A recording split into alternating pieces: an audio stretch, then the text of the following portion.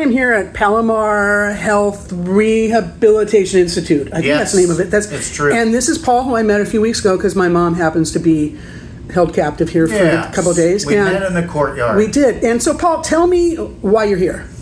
Well, I would love to say I had a surfing accident, but I had a paddling out accident. That stinks. I dove under a wave and dunked right into a rock, and lost all feeling in below my neck, and had a spinal contusion.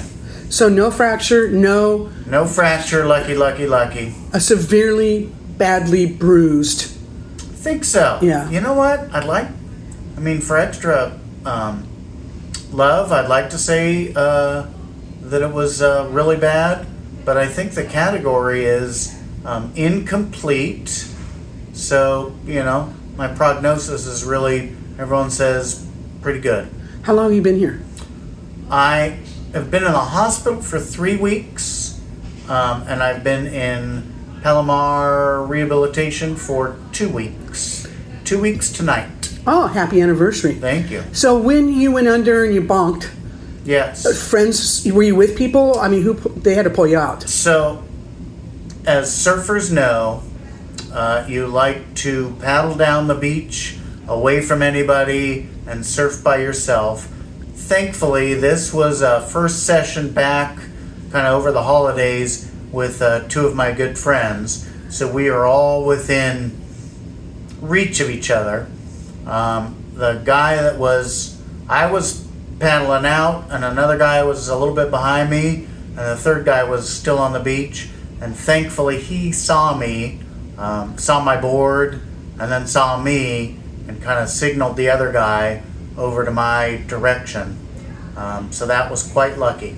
So they pulled you out, put you on a board, and paddled back into the beach? Yep. Wow. Just kind of guided me in, and then some other guys were there. And was there a lifeguard station? No, it's in the winter, so there's no lifeguard. There's some lifeguards at some beaches, but we were kind of perfectly situated to be in one of the worst possible places to do whatever it was I did. So I'm going to assume that one of your friends called 911. Yeah. And I was probably on the beach. Oh, it's hard to keep track of time, but total, a little over an hour. But most of that was, so I was maybe there half an hour before paramedics showed up. And then the rest of the time was them trying to figure out what the safest way to get me off the beach was. They couldn't bring a quad from either side because the beach was too rocky and it was too high tide. And they even said it wasn't safe to land a helicopter because it was high tide. So they had to take me up civilian steps up the cliff, on like a flatboard. someone's beach access steps. Oh my gosh! Yeah. So there were steps like from somebody's house. Yeah. Wow. Yeah. Were they home? I didn't see them.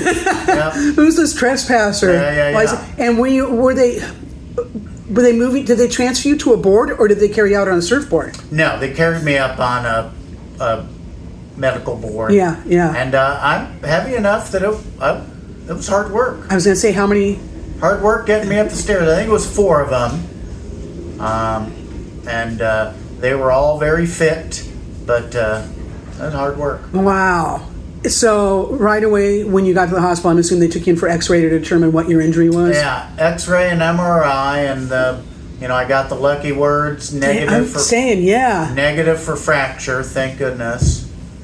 Oh, when I first got on the beach, no feeling below my neck. Oh. But I'm looking up at the sky, and at that point I'm thinking, well, this might be some sort of paralysis, but at least I'm alive.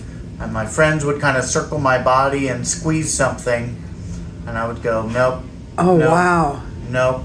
And then one of them squeezed my toe, and I was like, ooh, I feel that. Oh, praise God. And then 5 minutes later, my legs started spasming.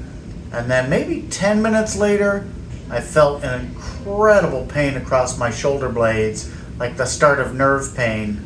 But by then I was like, well, okay, I got feeling in my feet and I got feeling in my shoulders. That's good. Yeah. That's great. Are you walking yet? Yes. Good. Well, I'm walking with a walker, but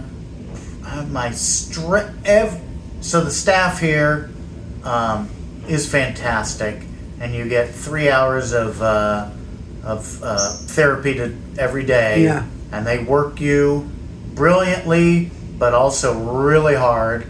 And every day, something is stronger, something's more stable, and I can do something that I couldn't do the day before. So I'm walking. I went up the stairs, all 4 of them, and back down with just Right on. supervision and Good. no assistance. So I hadn't done that before.